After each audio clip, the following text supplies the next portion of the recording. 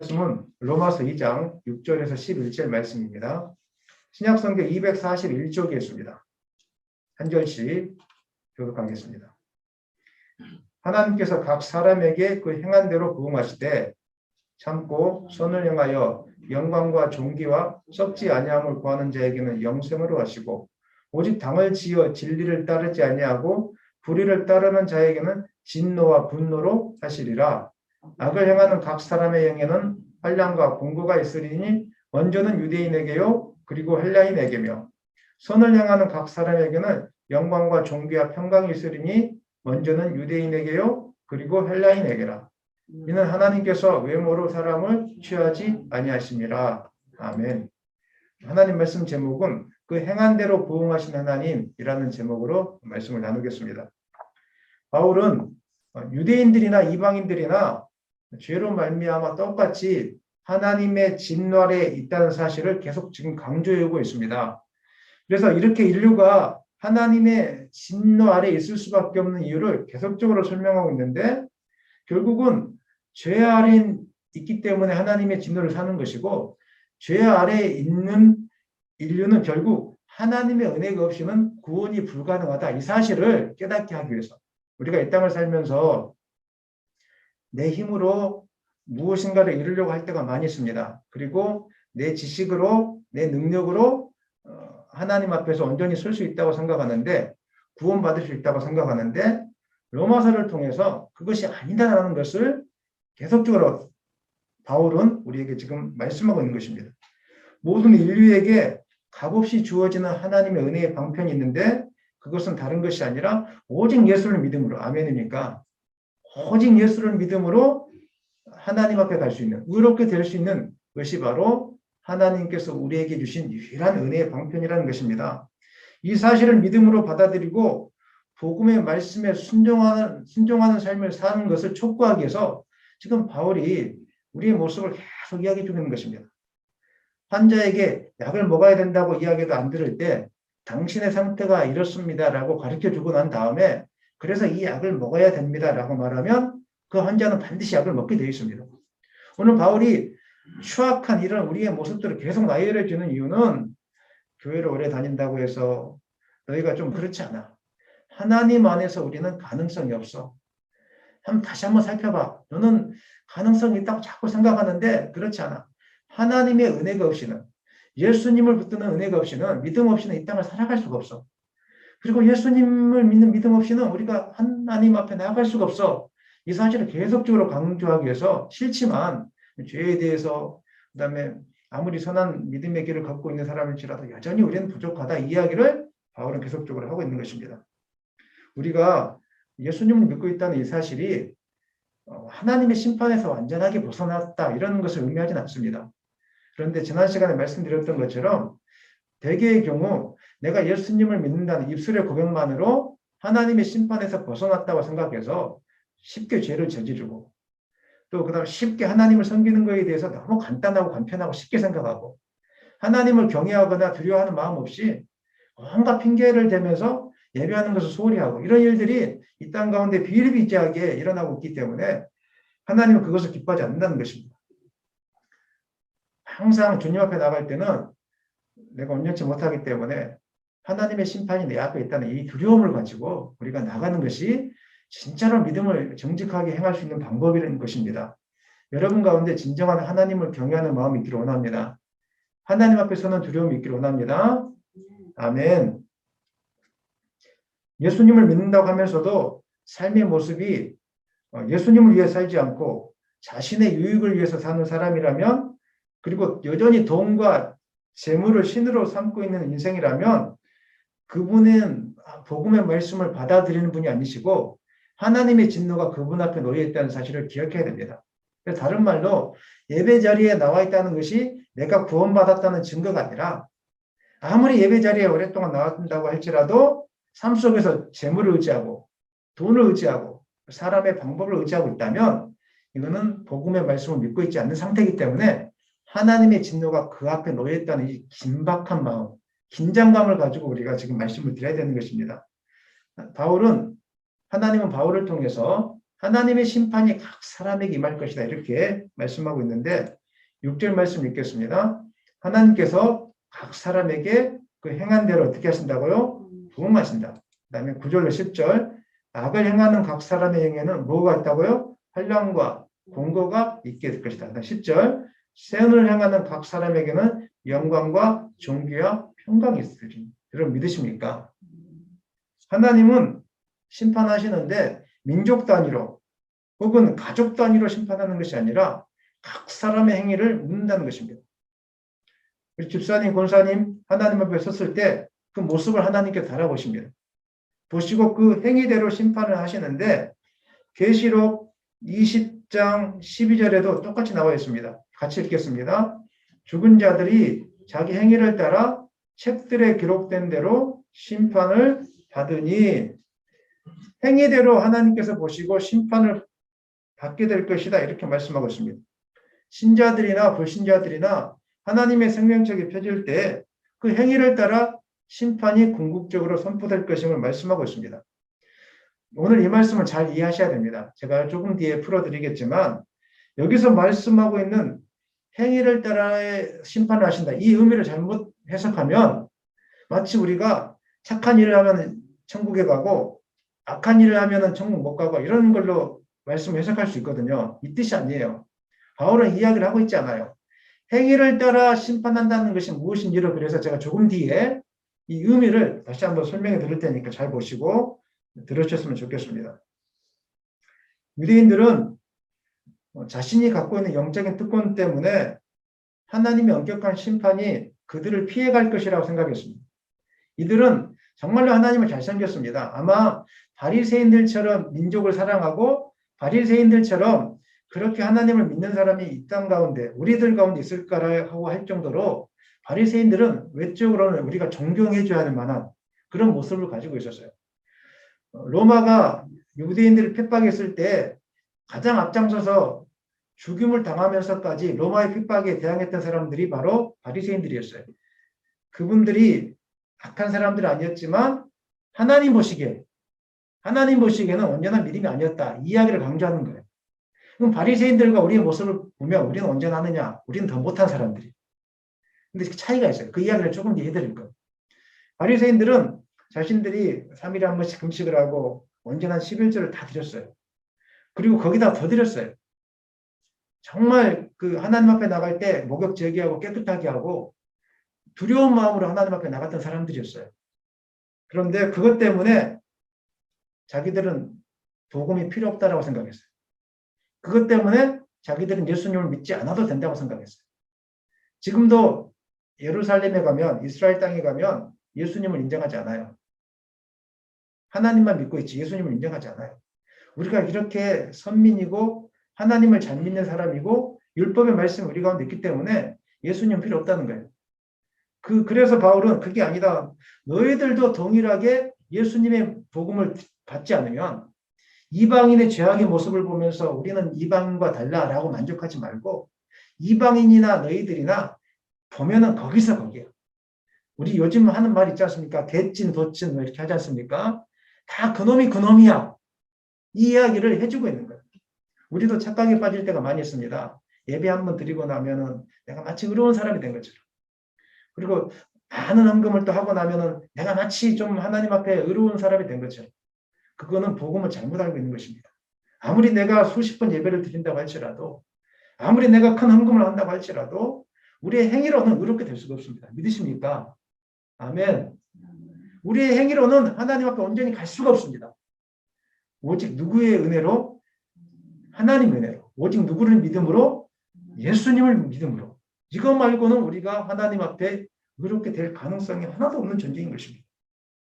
그래서 사도 바울은 오늘 성경 말씀을 통해서 하나님의 심판이 임하게 될 것인데 먼저는 유대인에게 이렇게 이야기하고 있습니다. 아니 하나님의 심판이 임하려면 하나님을 믿지 않는 헬라인에게 임해야지 어떻게 하나님을 믿는 유대인에게 먼저 임한다고 말씀할까요? 경각심을 심어주려고. 너희들이 심판이 임할 때 심판이 비껴갔다고 생각합니까? 혹은 심판이 임하더라도 이방인들에게 심하게 임하고 자기들은 조금 덜 심하게 임할 거라고 생각하고 있으니까 아니다. 먼저는 너희들이 먼저다. 얼마나 경각심이 생기겠어요. 교회를 오래 다녀서 심판받지 않을 줄 알았더니 갑자기 바울 사도가 나타나서 너희들이 먼저 심판받을 거야. 우리 한국 기독교 역사에서 얼마나 큰 교회가 많습니까? 세계적으로 자랑할 교회가 많지 않습니까? 그래서 우리는 한국은 그래서 복받은 민족이야 하면서 교만하고 자랑하고 막 이랬는데 갑자기 하나님이 바울 사도를 이 시대에 보내주셔서 가장 먼저 심판을 받을 나라는 대한민국 가장 큰 교회야 한다면 얼마나 놀라겠어요. 우리는 그럴 줄 않을 줄 알았는데 하나님이 다 덮어줄 줄 알았는데 가장 먼저 심판을 받을 사람들은 일반 성도들이 아니고 목회자야. 얼마나 끔찍하겠어요. 가장 먼저 심판을 받을 사람들은 일반 성도가 아니라 장로야. 무서운 말이에요. 이 이야기를 지금 경각심을 가지라고 지금 바울은 하고 있는 거예요. 어떤 상황 속에서도 여러분들이 내가 무슨 행위를 했다고 내가 잠시 의로워졌거나 이런 생각 가지면 안 됩니다. 따라합시다. 저는 주님 앞에 철저한 죄인입니다. 가능성이 없는 사람입니다. 이 고백이 날마다 있을 때 그래서 내가 예배가 필요합니다. 그래서 내가 기도가 필요합니다. 그래서 내가 하나님의 은혜가 필요합니다. 이런 고백이 있다면 우리는 그냥 예배를 살아갈 수밖에 없어요. 그리고 기도 자리를 사모할 수밖에 없어요. 이런 은혜가 여러분 가운데 있기를 예수님의 이름으로 축원합니다. 그러면 구체적으로 이제 우리가 바울이 심판이 우리의 행위를 따라 내려진다고 말씀하고 있는데 2장 6절을 읽겠습니다. 하나님께서 각 사람에게 그 행한 대로 부응하시되 이 말씀을 잘못 해석하면 행위를 통한 구원을 받는다라고 이해할 수 있어요. 이단들은 그렇게 막 해석해요. 말씀을 해석할 때 어떤 말씀이든지 그 말씀이 주어진 본래 의도를 파악하는 건 굉장히 중요하거든요. 우리가 말을 할 때 그 정치인들 보면 말 한마디 꼬투리 가지고 서로 싸우잖아요. 본래 의도를 말하려고 하는 그 의도를 놓치고 이러면 그 원래 의도가 곡해가 되어져요.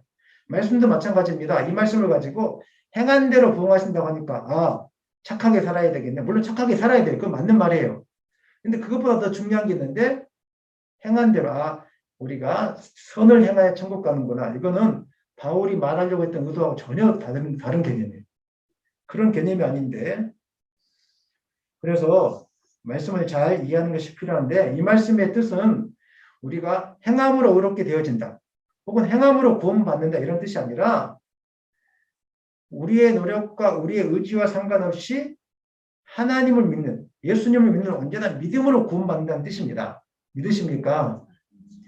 여기서 말하는 행위는 율법적인 행위가 아니라 하나님과의 관계로 말미암아서 주어지는 진정한 신앙의 표출을 이야기하는 겁니다. 자, 우리가 하나님을 사랑하는 믿음으로 나아가면 정말 그 사람은 이 땅에 썩어질 것을 위해서 살지 않습니다. 하나님이 살아계시다는 걸 분명하게 믿는 사람. 그 다음에 하나님의 성품이 어떤 것인지를 깨닫는 사람은 하나님을 닮아가기 위해서 노력한다는 겁니다. 그냥 율법적으로 그 십계명 하나를 지키기 위해서 노력하지 사람이 아니라 하나님이 너무 좋으신 분이라는 걸 알기 때문에 하나님이 전능하신 분이라는 것을 알기 때문에 하나님의 말씀에 기쁨으로 순종하고 했는데 나도 모르는 사이에 십계명을 다 지키고 있는 거예요. 이것을 지금 이야기하고 있는 거예요. 그런데 하나님을 사랑하지 않으면서 십계명을 지키려고 해보세요. 얼마나 고달프겠어요. 사랑하지도 않고 왜 하나님 믿어야 되는지도 모르고 왜 예수님 믿어야 되는지도 모르는데 자꾸 목사님 와서 예배드리라고 하지 뭐 기도하라고 하자니까 얼마나 괴롭겠냔 말이에요. 오늘 이야기를 지금 하고 있는 거예요. 여기서 말하는 행위는 억지로 그냥 율법적인 행위가 아니라 하나님이 누구신지를 알고 하나님을 사랑하고 하나님의 성품을 따라서 도출되는 결과적으로 나오게 되는 자연스럽게 나오게 되는 믿음의 선한 행위를 이야기하고 있는 거예요. 그러니까 결국은 하나님을 믿는 믿음, 너 하나님 믿는 믿음이 진짜냐 이걸 물어보고 있는 거예요. 하나님 믿는 믿음이 진짜라면 선한 행위가 나올 줄을 믿습니다. 아멘. 근데 그 믿음이 가짜라면은 선한 행위가 나오겠습니까? 안 나오겠습니까? 안 나오게 되겠죠. 오늘 7절, 8절 말씀에서도 같이 이야기하고 있어요. 너 믿음 진짜냐? 너 믿음 진짜냐? 이야기하고 있어요. 우리 7절, 8절 한번 읽겠습니다. 7절입니다. 7절만 읽겠습니다. 참고 선을 행하여 영광과 존귀와 썩지 아니함을 구하는 자에게는 무엇을 하시고? 영생을 하시고 하나님께서 인정해 주시는 사람들은 하나님의 살아계심에 대한 확신이 분명한 사람. 그 다음에 하나님의 성품에 대한 이해가 분명한 사람. 이 사람은 삶의 목적이 분명해요. 삶의 목적이 무엇입니까? 영광과 존귀와 썩지 아니함을 구하는 삶을 살게 되어 있어요. 하나님을 제대로 만나지 않는 사람은 이 땅에 썩어질 것들을 붙들고 있어요. 재물과 사람의 권력과 권세 이런 것들만 계속 붙들고 사는 거예요. 나중에 망해요. 하나님을 진실되게 믿는 사람, 예수님의 은혜를 구하는 사람들은 이 땅의 것들을 구하지 아니하고 영광과 존귀와 썩지 아니할 것을 구해서 그렇게 사는 사람들이에요. 근데 그걸 기쁨으로 여기는 사람들이에요. 한마디로 이야기하면은 하나님께 소망을 두는 사람이 행함이 선한 사람이고 하나님께 소망을 두는 사람이 이 땅에 소망을 두지 않는 사람이라는 것입니다. 사랑하는 여러분, 여러분의 믿음이 평생 동안 하나님께 소망을 두는 삶을 살기를 소망합니다. 오늘 말씀의 핵심이 그거예요. 복잡한 이야기를 하고 있지만 한마디로 이야기하면 저를 따라 하시죠. 오직 하나님께, 크게 합시다. 오직 하나님께 소망을 두라. 이 인생이 진짜로 예수님 믿는 사람이고 이 인생이 진짜로 하나님을 믿는 사람이고 이 사람이 진짜로 의인이다. 하나님께 의인이라고 칭함을 받는 사람이라고 성경은 우리에게 지금 말씀하고 있는 것입니다. 로마서 2장 6절 말씀은 시편 62편 12절 말씀을 인용한 것으로 우리가 볼 수 있는데 시편 62편 12절에는 이 본문 내용이 조금 더 구체적으로 설명되어 있습니다. 12절 읽겠습니다. 주여 인자함은 주께 속하오니 주께서 각 사람이 행한 대로 갚으시니입니다. 시편 62편에서도 동일하게 이야기하고 있어요. 각 사람이 행한 대로 갚으시니이다. 이 뜻이 무엇인지를 시편 62편을 살펴보면 나와 있어요. 그게 바로 제가 조금 전에 설명했던 내용들이에요.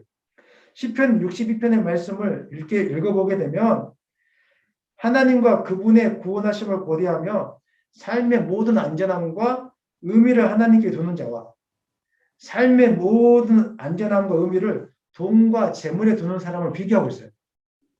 여러분은 삶의 소망과 안전함을 어디에다가 두고 있습니까? 돈에 두고 있습니까? 권력자들에게 두고 있습니까? 아니면 내 삶의 안전함을 하나님께 두고 있습니까? 이 시편 62편은 그 이야기를 하고 있어요. 두 사람을 계속 비교하고 있어요. 그러면서 다윗이 깨닫는 것이 있었죠. 그게 뭐냐면 하나님을 바라볼 때 삶의 안전함이 하나님께 있다고 고백하는 그 사람, 진짜 소망 있고 복 있는 사람이란 깨닫게 된 거예요. 그래서 다윗이 이렇게 고백합니다. 시편 62편 2절과 6절 말씀이 동일하게 고백하고 있는데 2절만 읽겠습니다. 오직 그만이 나의 반석이시요 나의 구원이시요 나의 요새이시니 내가 크게 흔들리지 아니하리로다. 믿으십니까? 이 고백을 하게 된 거예요. 아, 정말 내 삶의 안전함은 하나님께서 나오는 거구나. 내 몸이 약할지라도 내 자녀들이 좀 흔들리는 모습이 있을지라도 그럴 때 우리가 삶이 불안하잖아요. 뭔가 빨리빨리 해결 안 되면 불안하잖아요. 근데 다윗은 깨달았지요. 나의 삶의 안전함, 나의 삶의 소망은 누구로부터 나오신다고요? 하나님께로부터 나온다는 것을 분명하게 깨닫고 이야기를 하고 있는 거예요. 오늘 보면 그래서 마지막에 그렇게 이야기하고 있는 거죠. 하나님께서 각 사람의 행위대로 갚아줄 것이다. 이 말씀이 바로 하나님을 의지하는 자와 하나님을 의지하지 않는 자가 다르게 될 것이다. 이야기를 계속적으로 하고 있는 거예요. 오늘 본문이 로마서 2장 7절 말씀과 똑같아요. 그래서 시편 62편 10절 한번 읽겠습니다. 포악을 의지하지 말며 탈취한 것으로 한방을 해치지 말며 재물이 늘어도 거기에 마음에 두지 말지어다. 이게 12절을 읽겠습니다. 주께서 각 사람이 행한 대로 갚으심입니다. 하나님이 뭘 보는 거예요. 진짜로 이 사람이 하나님 믿고 있는가 안 믿고 있는가. 가짜로 믿고 있는 사람은 세상이 악하기 때문에 나도 악한 행동을 하게 되고 세상이 보복을 하기 때문에 나도 보복을 하게 되고 세상에 늘 거짓말과 탈취함으로 살고 있기 때문에 그렇게 사는 것이고 나도 똑같이 너만 그러냐 나도 그렇게 살 거다. 이렇게 하면서 재물을 늘린다면 관심이 있고 이거 하나님 믿는 것이 아니다. 이거 하지 말아라는 거예요. 너가 아무리 없을지라도 또 혹은 재물이 많아질지라도 하나님께 소망을 빌 수 있겠니라고 물어보세요. 사랑하는 여러분, 재물이 많아질지라도 재물이 없어질지라도 나의 안전함은 재물에 달려있지 않고 하나님께 달려있다는 이 사실을 여러분 진짜로 고백하십니까? 아멘. 아멘. 하나님이 이것을 보시겠다는 겁니다. 이런 모습을 보면서 각 사람이 행한 대로 갚으겠다. 진짜 믿음이냐 가짜 믿음이냐 이것을 내가 보겠다는 거예요. 이런 모습을 통해서. 그러니까 오늘 로마서 말씀하고 이해지잖아요. 행한 대로 갚으신다는 것은 하나님을 향한 진짜 믿음, 그러니까 하나님께 소망을 진짜로 두고 있느냐 없느냐를 묻는 것이지 율법적인 행동 이거 지키느냐 안 지키느냐 이거 하나님 관심 없다는 거예요. 사랑하는 여러분, 하나님께 소망을 두시기를 소망합니다. 로마서 2장 8절은 그냥 넘어가겠습니다. 그리고 예수님께서 이렇게 이야기하고 계세요. 같은 말씀을 하시는데 마태복음 16장 26절 27절 읽겠습니다. 사람이 만일 온 천하를 얻고도 제 목숨을 잃으면 무엇이 유익하리요? 사람이 무엇을 주고 제 목숨과 바꾸겠느냐? 예수님께도 말씀하고 있는 거예요. 똑같이 구약 시대나 또 신약 시대 때 예수님 똑같이 이야기하고 있어요. 너희들 무엇에 소망을 두고 있느냐? 이 땅에서 그래 그렇게 성공하고 돈을 많이 벌었어. 부귀영화를 다 얻었어. 근데 예수님 믿지 않으므로 하나님께 소망을 두지 않으므로 영혼의 구원을 받지 못했어. 하나님의 심판을 면하지 못했어. 이게 무슨 소용이 있냐고 물어보는 거예요.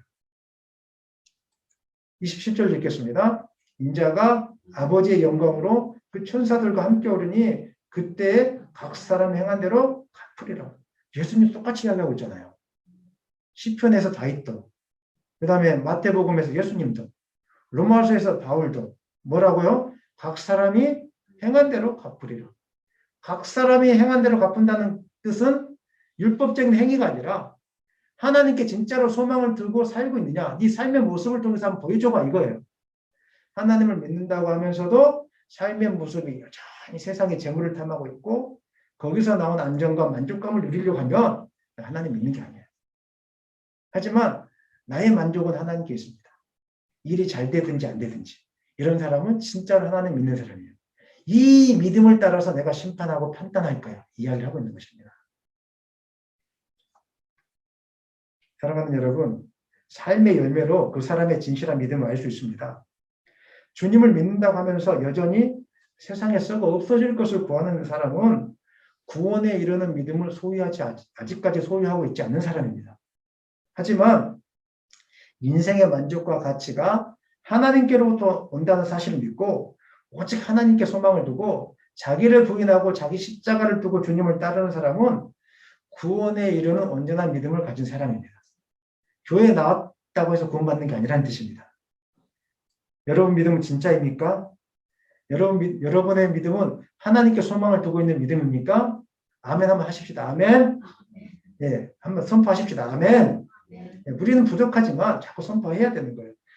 이 아멘 속에는 나는 여전히 부족하지만 나는 그렇게 살기로 작정합니다. 이런 의미도 있기 때문에 여러분 다시 한번 묻겠습니다. 여러분 오직 나의 만족과 소망과 가치가 주님께 있다는 이 믿음을 붙들고 살고 있습니까? 아멘. 그렇게 살 수 있게 되기를 예수님의 이름으로 간절히 축원합니다. 그렇다면 구체적으로 진짜로 예수님 믿는 사람들은 어떤 목적을 가지고 살고 있게 될 것인가? 조금 전에 읽었던 말씀이에요. 7절 다시 한번 읽겠습니다.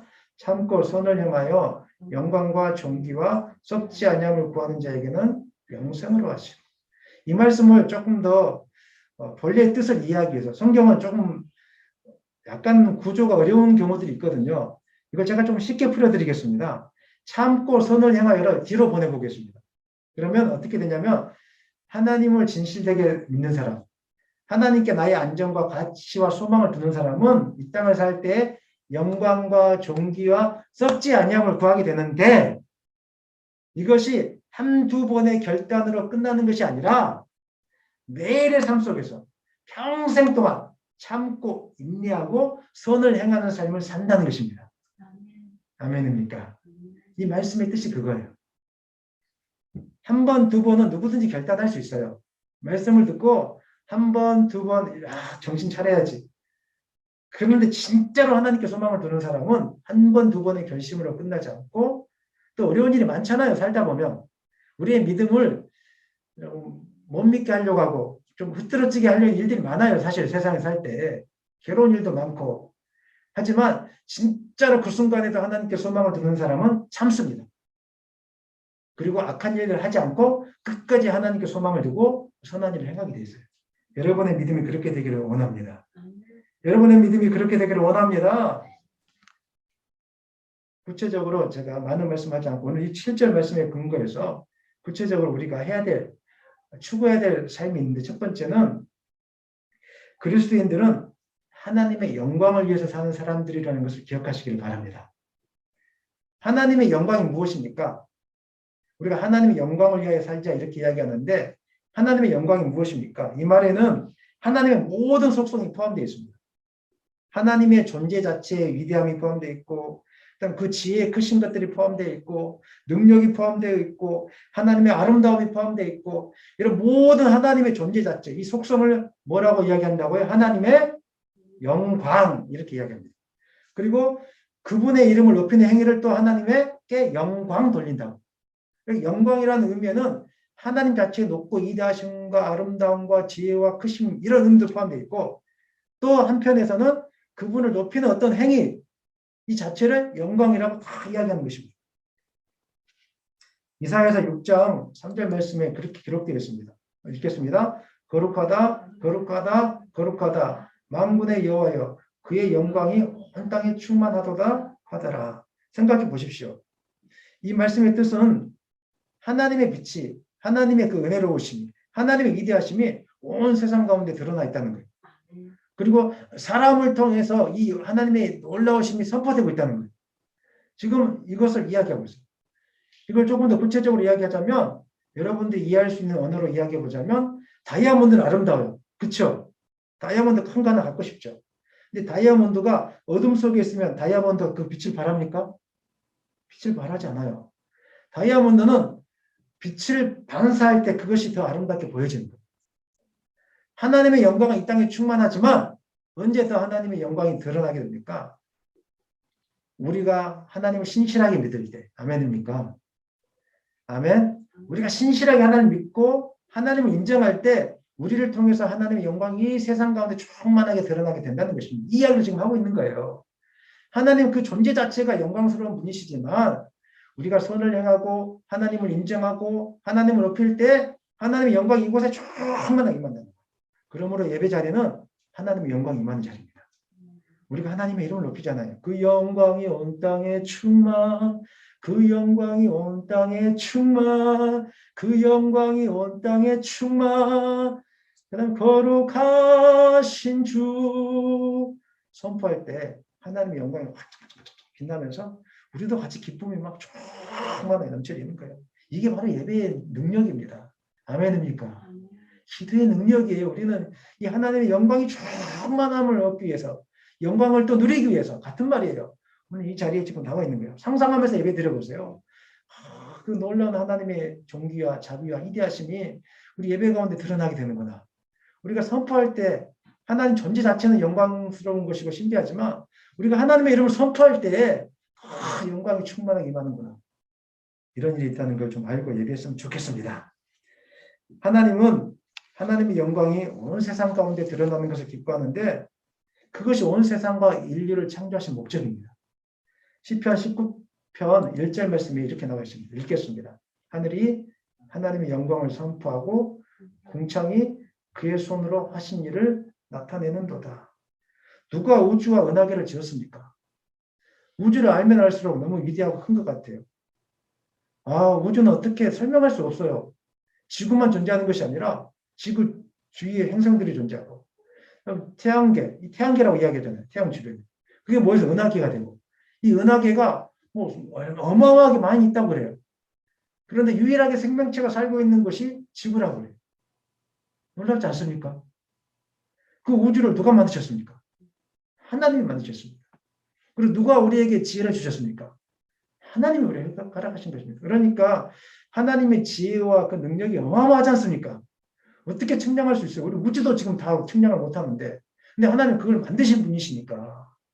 그리고 아무리 의학이 발달해도 이 생명의 기원과 근원을 파악할 수가 없는데 영적인 이 어떤 영적인 상태를 파악할 수가 없는데 하나님 그거 세상에 다 만드셨다는 거예요. 핏줄과 이 신경세포들을 누가 만드셨습니까? 하나님. 그래서 의사들이 공부하면 할수록 하나님의 위대하심을 높일 수밖에 없어요. 이건 하나님이 아니고서는 할 수 없다는 거예요. 모를 때는 우리가 하나님 인정하지 않아요. 알면 알수록 하나님을 인정할 수밖에 없다는 것입니다. 원래 인간은 하나님의 영광을 위하여 창조된 존재예요. 그래서 하나님 안에 거하고 하나님 말씀에 순종할 때 그 다이아몬드가 빛나는 것처럼 하나님의 영광은 더 이렇게 광채를 발하게 되어 있어요. 모든 사람들이 하나님을 인정하게 되어 있어요. 그런데 죄로 말미암아서 세상이 어두워지니까 그 광채가 빛을 발하지 못하는 거예요. 하나님의 형상이 우리 가운데서 일그러졌기 때문에 우리를 통해서 하나님의 형상이 드러나야 되고 하나님의 영광이 드러나야 되는데 이 목사의 모습을 보면 하나님 진짜 살아계시구나 이게 드러나야 되는데 죄가 있으니까 사람들이 저의 모습을 보면 아닌 것 같은데 죄가 있는 저의 모습을 보면 사람들이 얼굴을 찡그리기 시작하는 거예요. 이러한 일그러진 형상을 회복시켜주기 위해서 누가 이 땅에 오셨습니까? 예수님 오셨어요. 예수님을 통해서 하나님의 형상, 우리 안에 있는 일그러져 버린 하나님의 형상이 다시 회복되게 되었어요. 믿으십니까? 예수님을 통해서 다시 온전하게 회복되게 되는 거예요. 마치 찌든 때가 들어있는 싱크대를 생각해 보십시오. 찌든 때가 잔뜩 기름이 묻어있는 그 전자레인지를 한번 생각해 보십시오. 가스레인지를 한번 생각해 보세요. 얼마나 지저분합니까? 그 본래의 광채가 다 사라졌지 않습니까? 그런데 어느 날 세제를 들고 막 뽀득뽀득 문대기 시작했어요. 딱 청소되고 나면은 갑자기 그 희미해진 광택이 살아나기 시작하고 본래의 모습이 살아나면서 우리 마음도 평안해지고 깨끗해지는 것을 여러분 보지 않습니까? 예수를 믿는다는 게 그거예요. 죄로 말미암아 찌든 때가 들어서 하나님의 형상, 하나님의 영광이 다 가려졌는데 예수님을 통해서 우리 안에는 찌든 때가 쫙쫙쫙쫙 씻겨지고 우리가 하나님을 예수를 통해서 하나님의 성품을 닮아가려고 노력할 때 화가 나는데 하나님을 생각하면서 예수님을 생각하면서 참아낼 때 뭔가 세상적인 방법으로 속이고 싶고 빨리 성취하고 싶고 이루고 싶은데 예수님 생각하면서 참아내고 하나님께 소망을 빌 때 우리를 통해서 하나님의 영광이 뽀득뽀득뽀득 반짝반짝 이렇게 드러나게 돼요. 믿으십니까? 이런 삶을 살 때 하나님의 영광이 우리를 통해 드러난다는 거예요. 하나님 그렇게 하기를 원하고 있습니다. 그래서 로마서 15장 9절 말씀에 15장 9절 말씀 읽겠습니다. 이방인들도 그 긍휼하심으로 말미암아 하나님께 영광을 돌리게 하려 하심이라. 하나님은 우리를 예수님 믿게 하심으로 회복시켜서 다 이방인들을 통해서도 하나님께 영광 돌리고 싶은 것이 바로 하나님의 마음이에요. 여러분들이 예수님을 믿음으로 그래서 구원받음으로 하나님의 영광의 빛을 발하는 것이 이 세상을 향한 여러분들을 향한 하나님의 뜻이라는 거예요. 그러므로 여러분들이 구원받아야 되는 목적 중에 하나는 하나님께 영광 돌리기 함이에요. 믿으십니까? 이 사실을 기억했으면 좋겠습니다. 바울은 이 사실을 깨닫고 나서 이제 삶의 목적이 분명해졌어요. 그래서 빌립보서 1장 20절 21절 말씀에서 이렇게 이야기하고 있습니다. 읽겠습니다. 살든지 죽든지 내 몸에서 누가요? 그리스도가 존귀하게 되게 하려 하나니 이는 내게 사는 것이 그리스도니 죽는 것도 유익합니다. 이제 예수님을 통해서 삶의 목적을 깨달았어요. 그게 뭐냐면 하나님의 영광을 위한 삶이구나. 그럼 어떻게 살아야 되지? 사나 죽으나 주님을 높이기 위해서 사는 거구나. 내가 사나 죽으나 주님을 위해서 사는 것이구나. 이 땅에서 무엇인가를 내가 더 노력하면서 조금 더 장수하려고 애를 쓰지 않고 뭔가 평안한 삶을 추구하지 않고 인간적인 방법으로 무엇을 해결하려고 하는 것이 아니라 괜찮아. 내가 오늘 예배당에 나가서 죽더라도 그것이 하나님이 기뻐하는 거라면 나는 그렇게 하다가 죽겠습니다.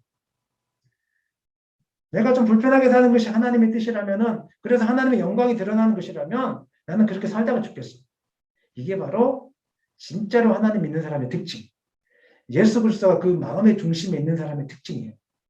여러분 사나 죽으나 주님을 위해서 사는 삶이 되었으면 좋겠습니다.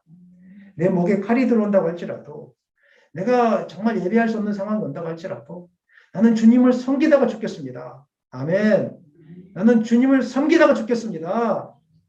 이런 고백이 진짜 믿음의 고백이에요. 진짜 예수님 믿고 있는 사람의 고백이에요.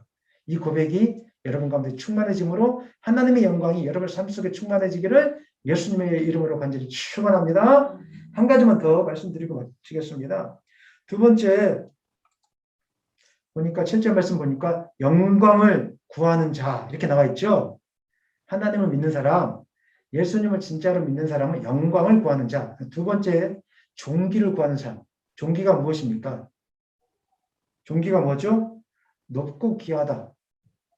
세상에서 내가 높고 귀한 것을 원하는 삶이 아니라 하나님을 통해서 내가 높고 귀한 것을 추구하는 삶으로 바뀌게 돼요. 이 땅에 사는 사람들은 대부분이 자기가 노력해서 이 땅에서 높여주는 그 존귀, 높고 귀하게 됨을 추구하려고 애를 쓰고 있어요. 그러니까 망가지는 거예요. 예를 들면 학생들은 이미 그 자체가 하나님이 너는 높은 사람이야, 너는 존귀한 자야 이렇게 말씀하고 있거든요. 여러분 존귀한 자라는 걸 믿으세요? 여러분이 가치 있는 자라는 걸 믿으세요? 아멘.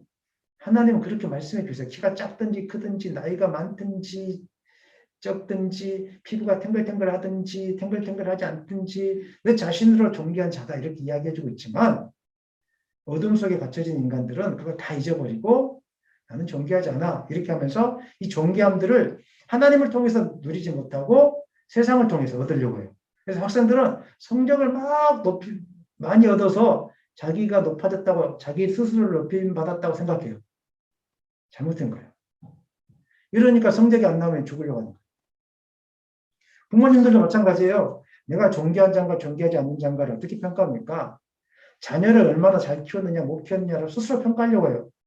성경은 그렇게 나온 적이 없어요. 근데 부모님들은 자녀들이 알아서 잘 말도 잘 들어주고 병도 걸리지 않고 잘 커지고 공부도 잘하고 뭐 이렇게 하면은 나는 존귀한 부모야 이렇게 생각하고 자녀들이 말도 안 듣고 공부도 못 해주고 몸도 안 불편하고 이렇게 하면은 부모는 나는 존귀하지 않는 자.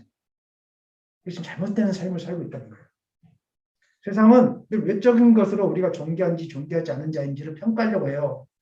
돈이 많은 사람은 존귀한 사람, 돈이 적은 사람은 존귀하지 않는 사람, 큰 부잣집에 사는 사람은 존귀한 사람, 부잣집에 살지 않은 사람은 존귀하지 않는 사람. 그러니까 사람들이 그 돈이 없어도 좋은 차 타고 다니려고 하고 빚내서라도 집을 살려고 하는 게 외적으로 자기의 존귀함을 자꾸 유지하려고 하기 때문에 성경은 그렇지 않습니다. 하나님은 외모를 보지 않는 분이세요. 중심을 보는 분이세요. 그 중심에 무엇이 있느냐에 따라서 존귀한 사람이 될 수도 있고 존귀하지 않는 사람이 될 수 있다는 거예요. 그 중심에 나의 생명의 주인은 하나님이십니다. 나를 사랑하사 나를 위하여 자기 몸을 버리신 하나님의 아들 예수 그리스도가 있다면 이 사람은 존귀한 사람입니다. 아멘.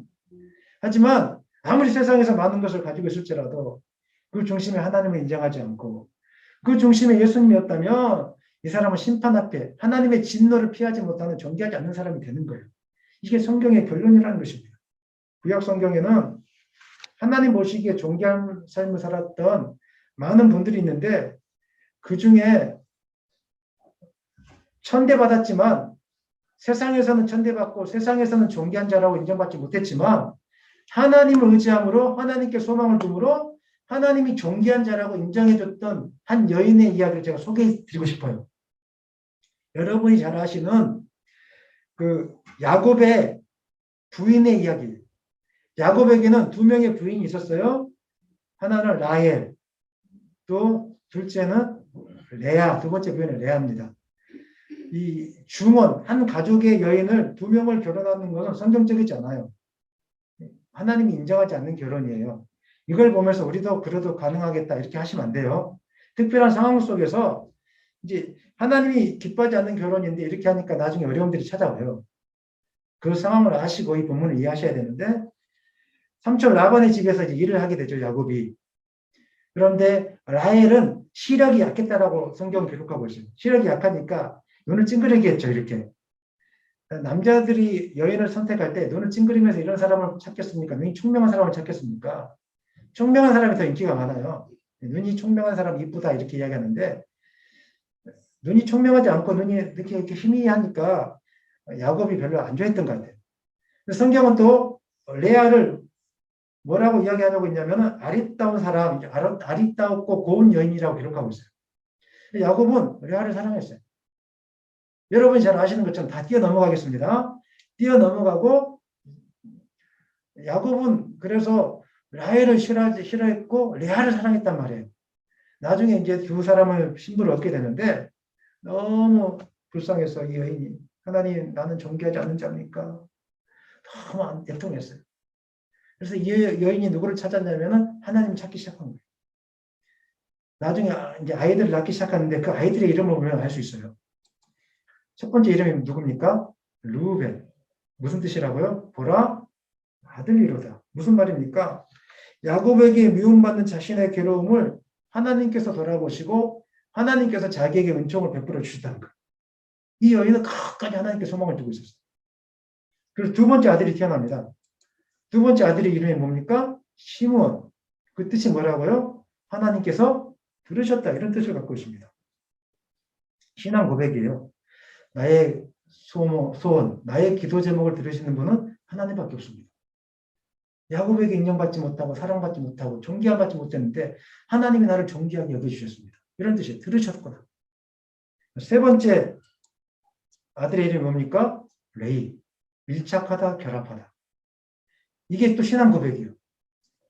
나는 이제 야곱과 밀착하는 사람이 되었습니다. 이런 고백이기도 하지만 하나님과 밀착되고 하나님과 깊은 관계를 맺고 하고 나중에 레이자 족속이 하나님과 밀착되어지고 결합되어지는 제사장 직분을 감당해야 됩니다. 이 여인의 신앙 고백. 네 번째 아들의 이름을 읽겠습니다. 뭡니까? 유다. 뜻은 뭐라고요? 찬송하다, 감사하다. 무슨 뜻입니까? 나는 존귀하지 않는 자였는데 하나님을 의지하고 하나님을 인정했더니 하나님께서 나를 통해 그리고 야곱을 통해서 4명의 자녀들을 주셨습니다. 얼마나 기쁩니까? 그 당시에 아들을 낳는다는 것은 굉장한 축복이었거든요. 근데 아들로 4명이나 낳았으니까 얼마나 큰 축복을 누렸겠습니까? 그래서 너무 감격스럽고 벅차서 하나님께 감사하고 찬양한다 이 고백을 하고 있는 거예요. 야곱은 외모를 보면서 존귀하지 않은 여인이라고 버렸어요. 라헬은 하나님께 소망을 두면서 하나님을 의지했더니 하나님이 살피셨고 들으셨고 결합시켜 주셨고 나중에 하나님을 높임으로 하나님이 인정해 주는 여인, 하나님이 존귀해 주는 여인이 되었다는 거예요. 사랑하는 여러분, 하나님이 오늘 여러분에게 뭐라고 말할까요? 너는 존귀한 자다 이렇게 이야기할까요? 아멘. 세상이 가지고 있는 재물, 세상이 가지고 있는 무슨 성적, 외모 이걸 가지고 내가 존귀해지려고 애쓰지 마세요. 이미 하나님 안에 있는 여러분은 존귀할 사람들이에요. 아멘 하십시다. 이게 분명해져야 되는 거예요. 제가 이 말씀을 준비하다가 한 간증문을 접하게 됐는데 시간상 다 이야기해 주지 못하고 내용이 이래요. 한 아이가 태어났는데 이 아이가 어렸을 때는 착하고 말도 잘 들으니까 부모가 너무 좋아했대요. 더 열심히 키워야 되겠다 해서 애들한테 뭐 공부도 학원도 많이 보내고 여러 가지 걸 가르쳤다는 거예요. 근데 어느 날 이 아이에게 틱이 찾아왔어요. 너무 고민했어요. 어떻게 하면 좋을까? 불안감이 시달리기 시작한 거예요. 교회에 와서 기도했어요. 하나님, 내 인생 왜 이 모양입니까? 왜 우리 아이가 이 모양입니까? 기도하는 중에 하나님의 음성이 들렸다고 합니다. 무슨 음성이냐면 이 아이는 내가 존귀하게 여기는 자라. 너는 외적인 것으로 이 아이를 존귀하게 키우려고 했지만 이 아이는 태어날 때부터 내가 존귀하게 여긴 자고 이 아이는 나를 기억하고 있고 나를 사랑하고 있는 라이와 같은 자야. 하나님 이것을 깨닫게 해준 거예요. 그러나서 이 여집사님이